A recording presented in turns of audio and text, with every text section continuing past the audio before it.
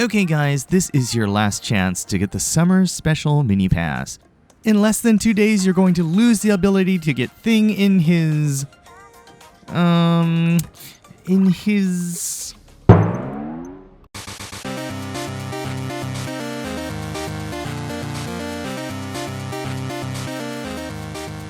Hi guys, it's the Blueberry Moogle, and let me first just start by saying that if you enjoy this video, please like and subscribe. I'm still fairly new to YouTube, and it would help me so much if you like, subscribe, comment, and check out my other videos too. So in this video, we're going to look at the Summer Special Mini Pass. I know a lot of videos came out when the pass first released, and I'm sure a lot of people have already picked it up. But now that the hype has died down and there are only a couple of days left to buy it, maybe there are some of you still on the fence. So today, we'll look and see if it was actually worth buying after all. First off, let me just say that even though there are only a couple of days left, it is still totally fine if you want to purchase the pass. The really awesome thing about this pass, and really all the passes in Marvel Rivals, is that once you purchase it, you gain permanent access to the pass.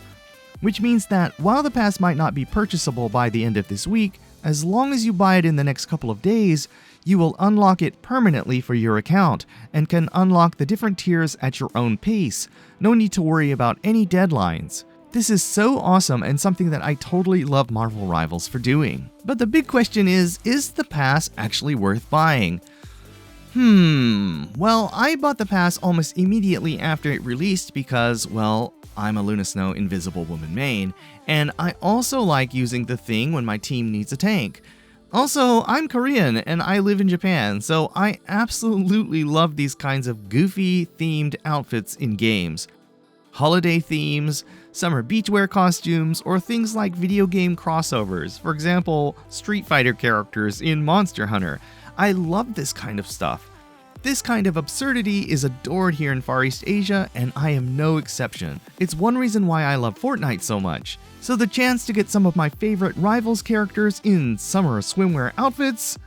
Absolutely yes. But let's try and take a more objective approach. To the average person, is this actually worth buying? So let's take a quick look at the pass. First of all of us know the big selling point for these passes is the skins. Yes, there are some nice emotes and some other things that are basically just filler. So I'm going to primarily focus on the skins, and we'll also look at the emotes and just kind of quickly look at the other things as well. First up is the Thing. And wow, I totally love this skin, and I use it all the time. But let's be real here. I think there are a lot of people that might not be comfortable using this skin. It's goofy, it's not really lore friendly, and it's just kinda awkward. If Speedos aren't your thing, then this isn't going to be your thing either. Well, for me, this is a big selling point. But for the average person out there, it's probably not going to be a go-to outfit.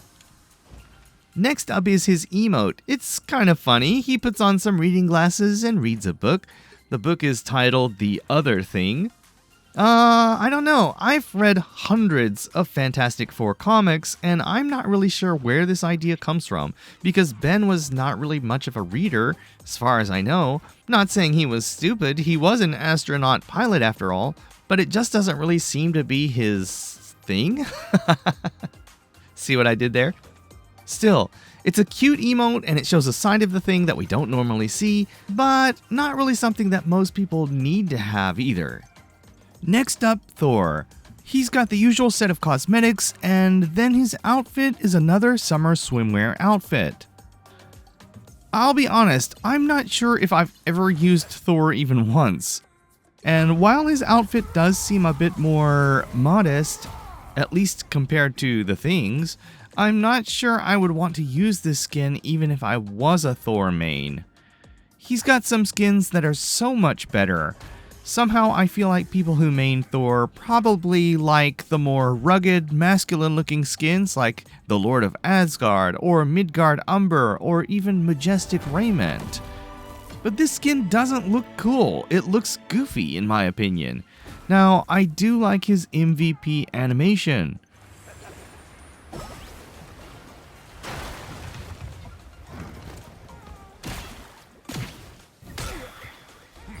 But again, it's goofy, and I'm not sure if that's what the typical Thor main is looking for.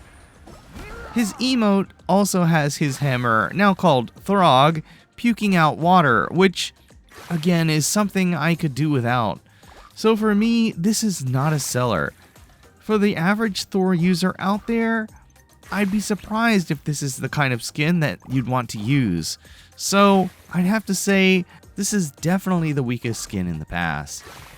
And then finally we have Luna. Obviously this is 90% of the reason why I bought this pass, and probably why most people out there bought this pass as well, as Luna is extremely popular. Now I know this is a skin that might leave some people blushing and covering small children's eyes, but again, I'm from Far East Asia, skins like this are the norm here, so I'm not bothered by it at all. In fact, I really love it. I love how her legs are covered in ice, and I love the new sound effects that she makes during her attacks. Also, the blue and white and black color scheme is really nice. The outfit fits her character totally without being out of character or non-lore friendly. It seems like something she might actually wear, considering that she's a Korean pop star superhero. Also, it's customizable, and her pink and blue version is incredible.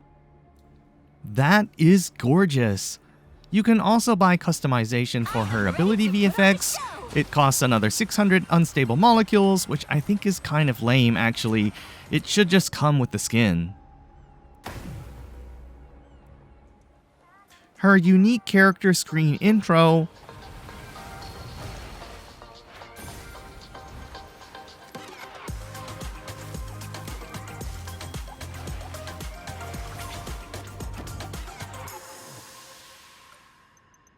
and her MVP screen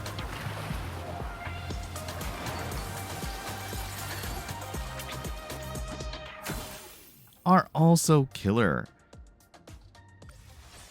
Her emote is just okay, and I'm actually happier with her nameplate than with her emote. The only thing about this skin that bothers me is the fact that with the hair color change and the color of her eyes, she really doesn't look very Korean anymore. And that matters to me because, well, I'm Korean. I said the same thing about her Mirai 2099 skin in my review video, and this skin is definitely still my favorite Luna skin in its blue variant, but I still think it does make her look less Korean. And someone in the comments in that video alluded that I was being racist or something for saying that, and I'm like, whoa. I think I can comment if a character who is canonically Korean doesn't look very Korean. Anyway, it's not a big deal, it's just a tiny nitpick. I still really love the skin, and I would have paid much more for it if it had come to the store rather than the mini pass. So really, this skin alone makes it worth the purchase of the pass for me. But I'm a Luna Snow main, and so it's impossible for me to be unbiased here.